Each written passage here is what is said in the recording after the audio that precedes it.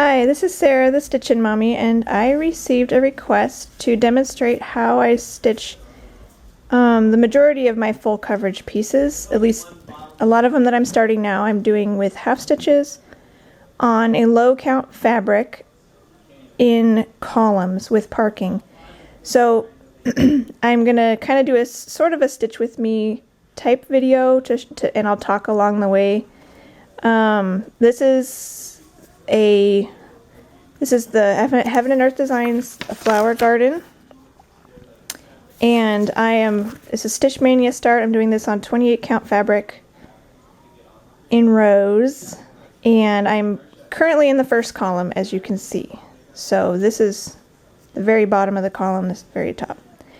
And I've only parked one thread because my second color I ran out, so I didn't have anything to park. I'm currently on my third color, and it's another green. I did a few stitches yesterday, so I was going to pick up with that color and just kind of talk to you a little bit about how I do this. I use a half stitch.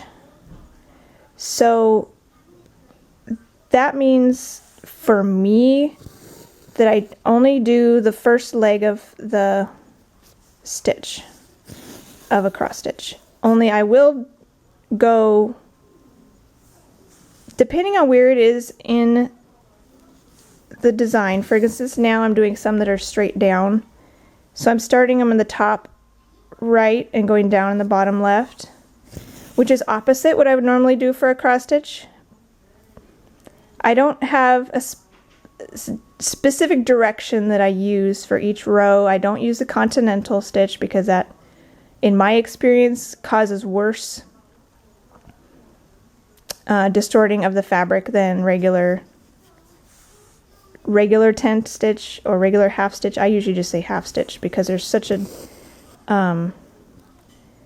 so many discrepancies with what tent stitch means. I want to be clear. I'm just doing a half stitch.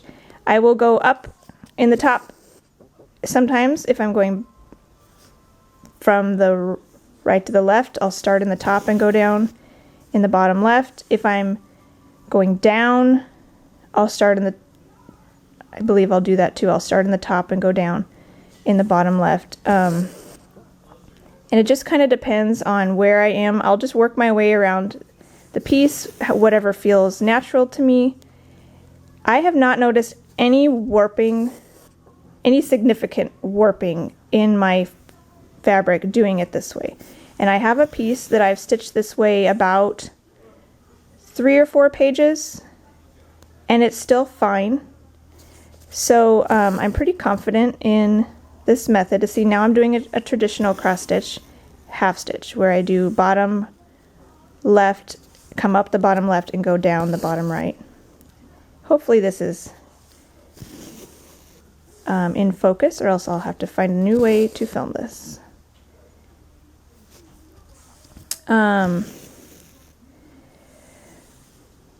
So here I'm going back this direction,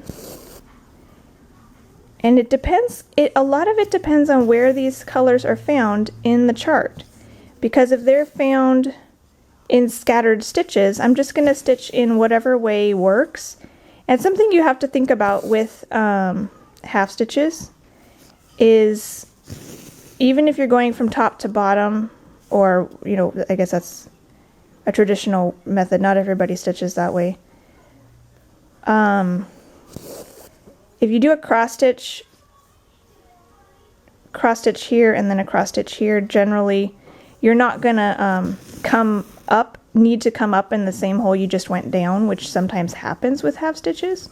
So you just kind of have to get creative sometimes and do kind of like, it looks a lot like a back stitch in how you would come up and then down and then come back here and up and then down in this hole. I don't know if that made any sense. Okay, I'm back for some more stitching on the flower garden. As I was saying, I pick my path kind of haphazardly through the pattern. as long as kind of some things I like to try to pay attention to are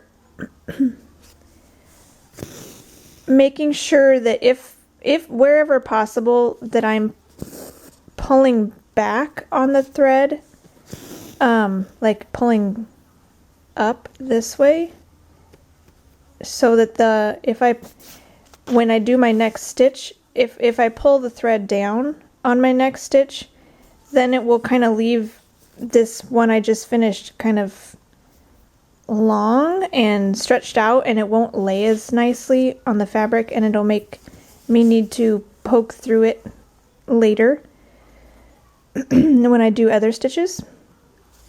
And occasionally it just happens that that's really the only way to do it, but I like to try to keep my stitches like where the thread is pulling up in the opposite direction when I'm making my next stitch, so that it kind of wraps the stitch up and tightens it a little bit when I'm done. The back of my fabric looks a lot like regular cross stitch, because it's either up and down strings or sideways strings, which I'll show you here in a second. I'll go ahead and do this next one, and then I'll show you my back. Since it is basically the first leg of the stitch, it looks just like a cross stitch back, only lighter, because there's only one leg of it, so I'm not going back over that same section, so it's not as thick on the back.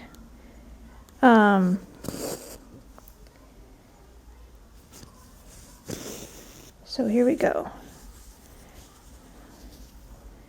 So you'll see a lot of this area that I just finished is up and down. There's a few little, carries around because of where the color goes. Some of this will get stitched over later because I've only done a few colors this column. This is the string towards my parked thread, which will get stitched over.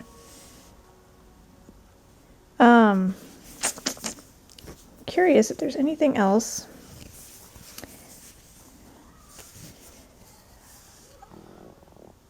Excuse me.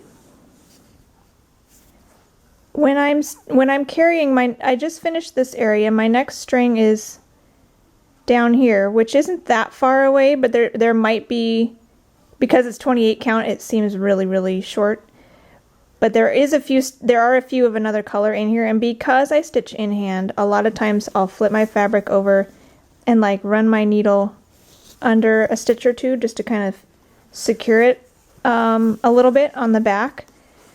I know a lot of you probably wouldn't bother with that because you stitch in a frame, especially on things of this size, and you would just carry it and then stitch over it later, and that's fine. But because I stitch in hand, I don't want to have a lot of long loose threads on the back, just for not roughing them up on accident, and also for not accidentally pulling my fabric. If I have a long string, it's more likely to get distort my fabric and bunch it up. So I like to make sure I have it tacked down in the back as I go, if at all possible. That's not always possible, but let's see. The next one is not till down here, so I'm going to go run my needle again to do my next few stitches. Let's see. Make sure I'm lined up. It's a little bit tricky to read the pattern and watch my needle a little bit farther away than I'm used to, and with the camera in between. It's a little bit tricky. When I get to the end of this column, I'll show you what I do for parking, especially if the next instance of this color is at the top of the following column, and I've made it all the way to the bottom of this column. I don't want to waste that much thread. I'm pretty frugal with my thread. So I will show you what I do there. I clip it and reattach it at the top, but I need to make sure it's anchored nicely or else it will come out when I'm combing the threads in later.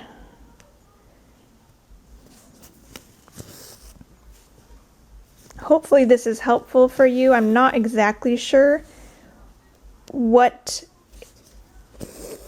was the most interesting aspect of what I do, and what the request was most curious about in how I stitch, whether it's how I make my half stitches or how I... Another thing I do, which I didn't, this Stitch Mania, the pieces that I've started this way, when I have a color that's thick and so I use up my string as I go down, I've been getting a new length of that color to finish the column before going on to the next color up here, and I will explain that in a minute. But this during Stitch Mania, I decided to do the whole color in the whole column before continuing, mainly because I think it does speed things up just a fraction of a bit. That if I have the symbol in my head that I'm looking for, it's nice to just continue with that symbol until it's all done, so I don't have to remember which symbol I'm looking for, to have to change that up more often than necessary. So what I do is in my column stitching, I pick a color at the top, the very top. So far I've just started with there's one color here, the next color had 3, then this is the third color and it had 1 here in this top row of the column. So I just picked the first color and worked that color all the way down and parked it. Picked the second color, worked it all the way down and managed to finish the column but didn't have anything left to park. And now I'm on the third color and I have a good amount left, so I should be able to park this color in the following following column. If I were to run out of thread and I have more symbols in that column, I have decided that I like the thought of going back, pulling another thread of that color, and then continuing the column. And if I have leftovers at that point, then I'll go ahead and park them next door. Let's see. Getting near the end of this one, but not quite. And I might edit some out if it gets too boring. I'm not sure how well you guys can see this or how interesting it will be.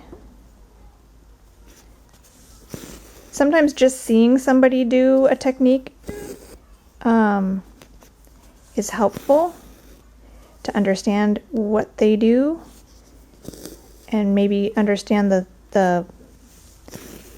path they choose and why. I don't know about why, but at least see the path they choose and help make it. Maybe it helps make sense what I'm talking about. Here's a funny one. It's over here.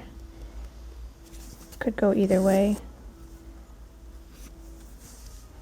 The direction I stitch the half stitches varies. Let's see, 1, 2, 3. You'll notice I'm not highlighting all that much right now.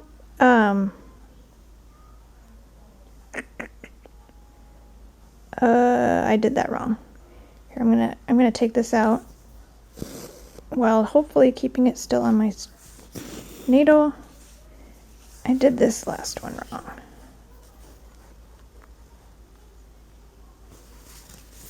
Got tied up there.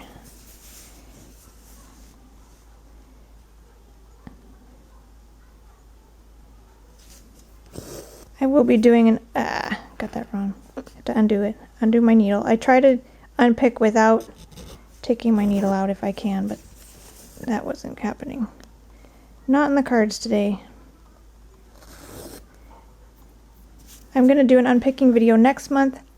because that aligns more nicely with my plans for June.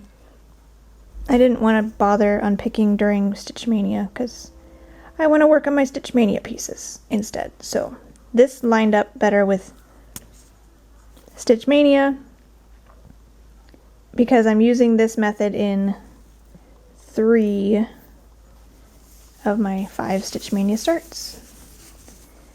So this one was the one that was wrong. Stitch this one over.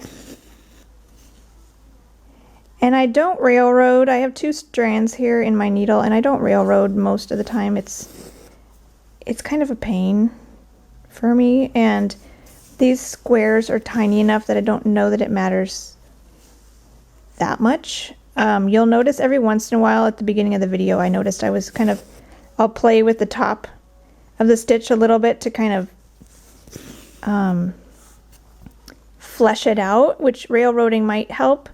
But I haven't noticed that railroading really helps enough for me to bother with the time it takes to do it. So I don't bother. I'll just fluff up my stitches once in a while and call it good. If I have a blended thread, which Heaven and Earth Designs does not have, but Golden Kite has a lot of. If I have a blended thread, I do like to make sure you can see both legs, both threads in the half cross stitch, if at all possible. So I have reached the end of my column right here of this color, and it looks like the next instance of that color in this column is clear up here. That for me is too long to just carry my thread. So what I'm going to do is I'm going to cut my thread off. I'm going to anchor it back here. There aren't a ton of stitches down here right now, but I'll go in one direction and then back out the other direction under these stitches. That should anchor it pretty nicely. And then what I'm going to do to anchor it up here is I'm going to turn this over again. I'll anchor. I'm going to go, I need the stitch right, I need the new parked thread is like right around here somewhere. So I'm going to go in, away from the parked thread, away from where it needs to be anchored, and then come back towards it, weaving underneath some previous stitches so that it's kind of anchored a little bit, and that does help. So this is 14 away from here.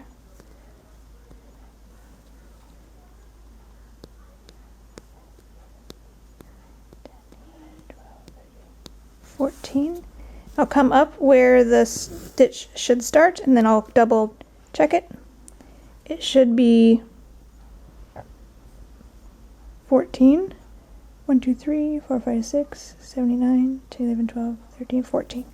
So I'm content with that. I will take my needle off that thread and set my needle down. Now I'm going to mark it. I have not marked it yet in your viewing, because when I have a few stitches, I'll just show a couple of the chart.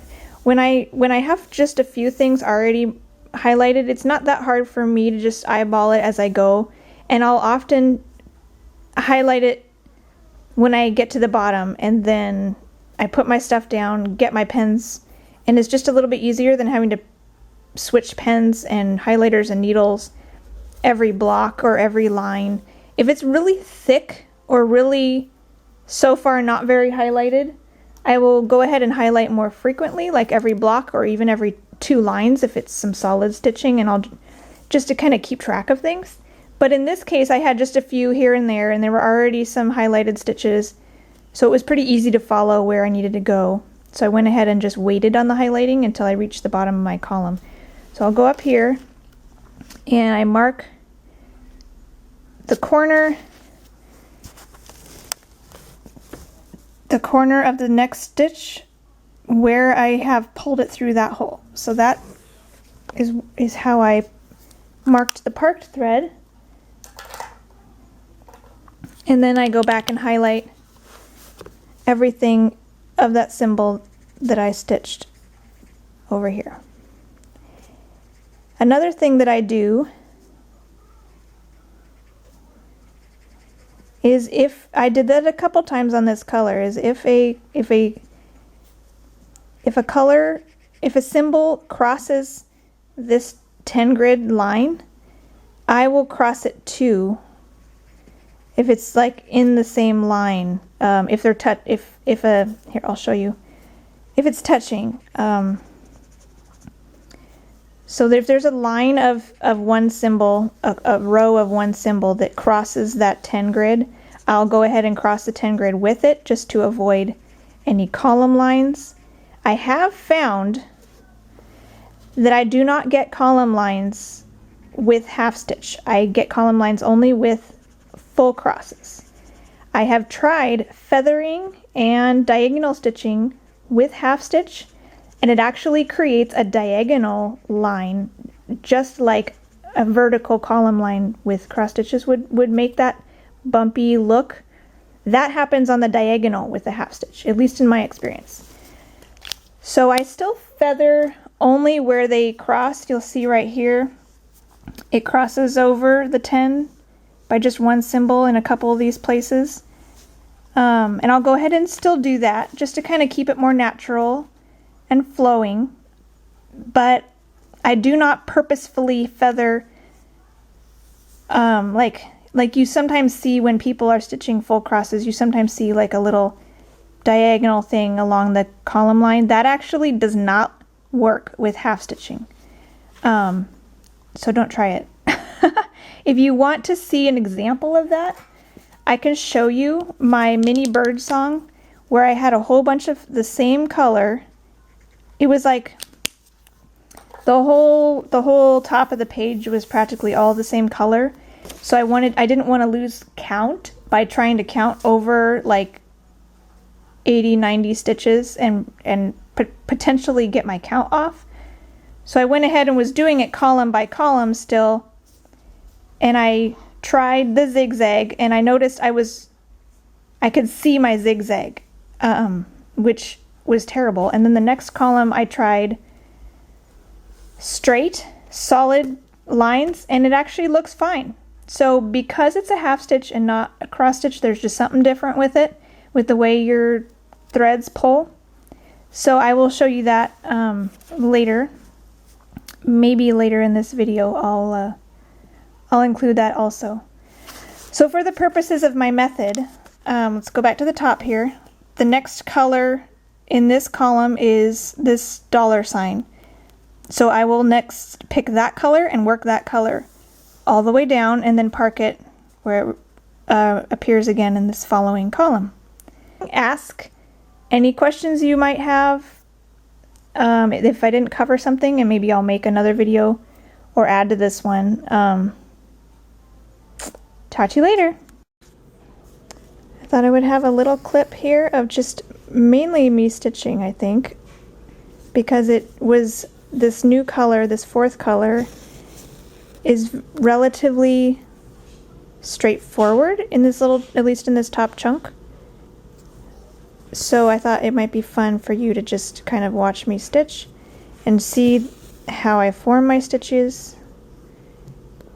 And this is a more typical than what I was doing before, where they were kind of all scattered amongst everything else.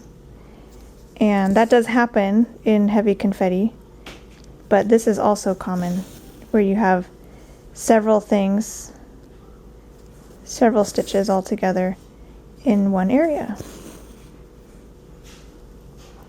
You do them one way, one direction,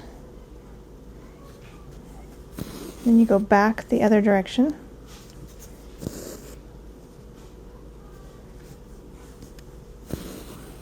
Hopefully you can see this all right.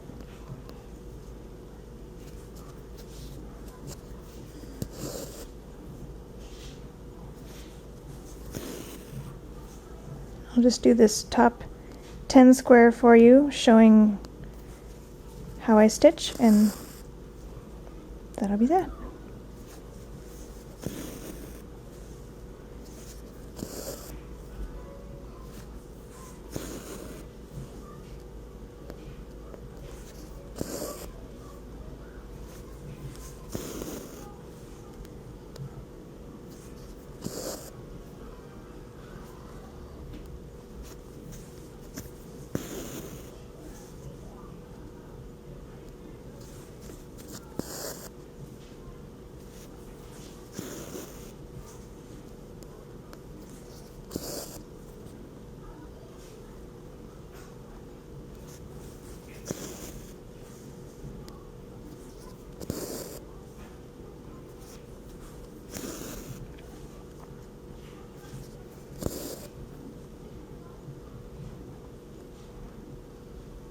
Smoothing out that top one just a little bit, so make sure you covers up the fabric.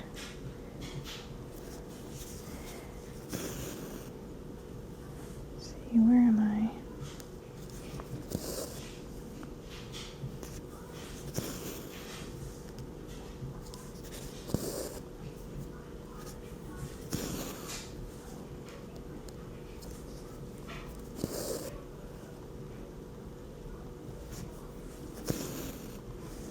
And there's a few, they're just one, and they're straight down, so I'm going to keep going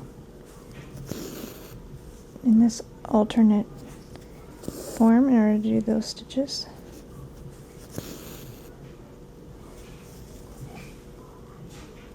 And this is now in the other 10 square, so I will probably sign off here in a minute.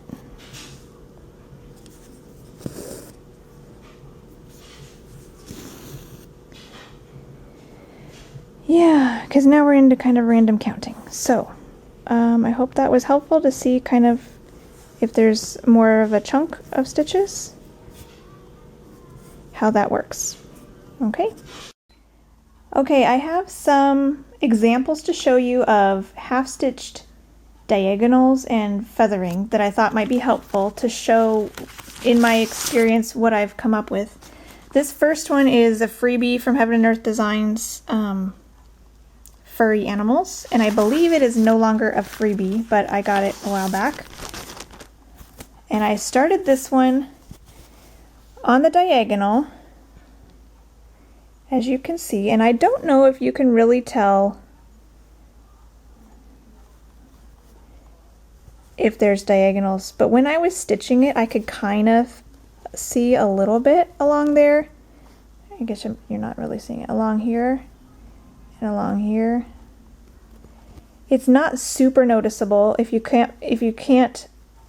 not the stitcher, you might not be able to see it. But while I was stitching it, I was kind of noticing a little bit of a groove there, I suppose. So that made me wonder, well, maybe diagonal is not the best for half stitch.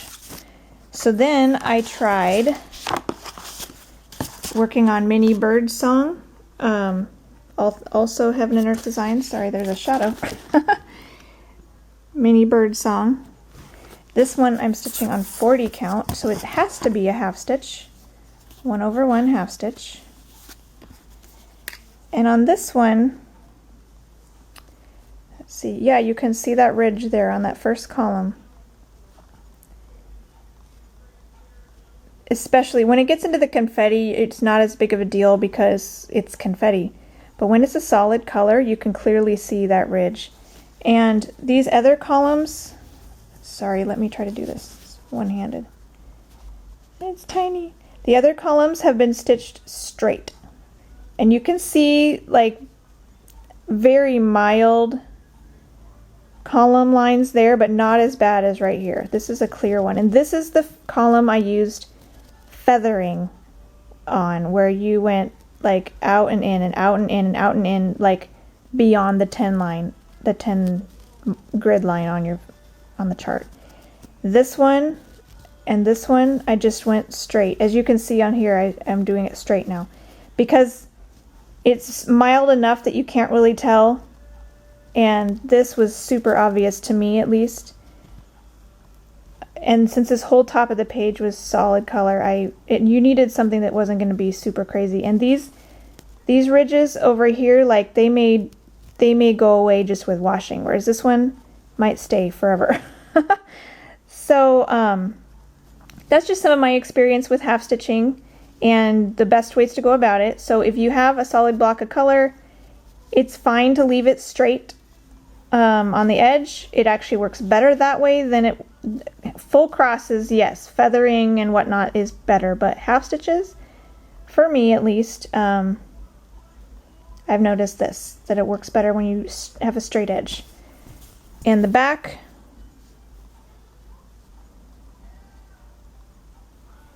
I don't want to be too bright. The back is like a bunch of straight lines because I'm doing focus. It's too close for too long. I do my stitches like I go stitch, stitch, stitch, stitch, stitch this direction, and then I go back from the top, stitch, stitch, stitch, stitch, stitch this direction. So I do the first leg of the stitch of a normal cross stitch, and then I go back, and the next row I do a backwards one, and just back and forth, back and forth, back and forth. And that's how I do big chunks of color.